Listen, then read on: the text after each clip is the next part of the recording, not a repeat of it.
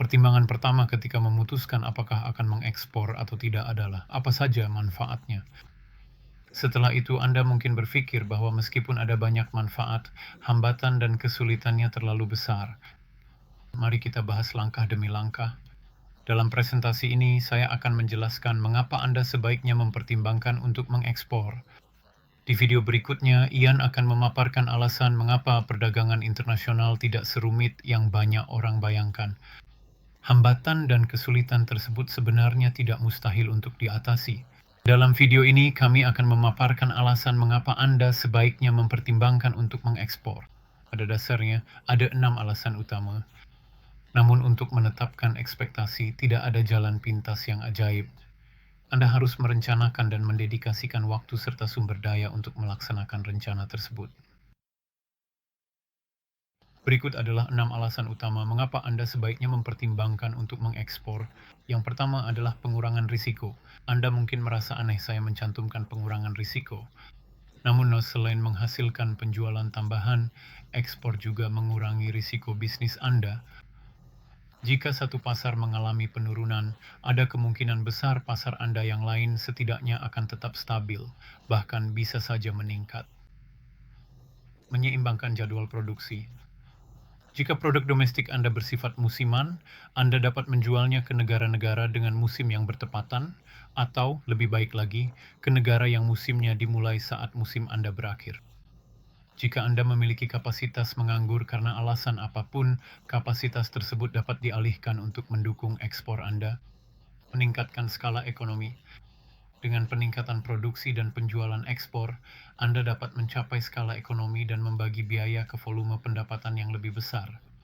Anda mengurangi biaya rata-rata per unit dan meningkatkan profitabilitas serta daya saing secara keseluruhan, sekaligus memperpanjang siklus hidup produk.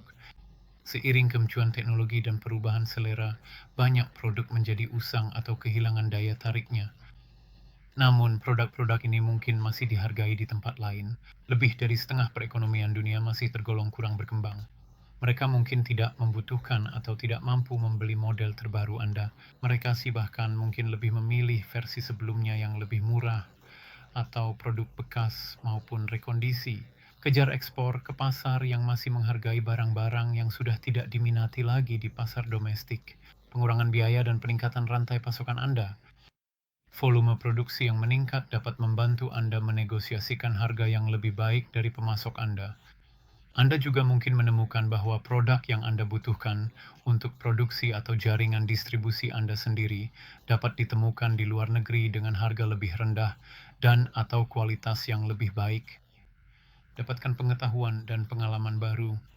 Go International dapat memberikan ide dan informasi berharga tentang teknologi baru, teknik pemasaran baru, pemasok baru, dan pesaing asing. Wawasan-wawasan ini dapat membantu bisnis domestik maupun bisnis luar negeri perusahaan. Tentu saja, seperti yang saya katakan, tidak akan ada yang terjadi kecuali Anda mempersiapkan diri, menyusun rencana ekspor, dan mendedikasikan waktu serta sumber daya yang diperlukan untuk itu.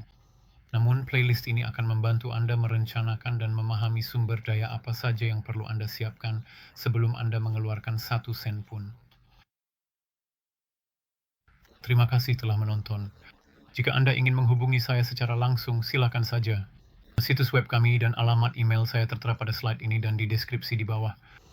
Jika Anda merasa video ini bermanfaat, silakan beri like dan subscribe ke channel kami untuk mendapatkan lebih banyak wawasan tentang pengembangan potensi perdagangan internasional Anda. Cukup klik tautan subscribe di layar. Tidak dipungut biaya apapun. Jika Anda rasa ada orang yang Anda kenal akan tertarik, silakan bagikan tautan ini kepada mereka.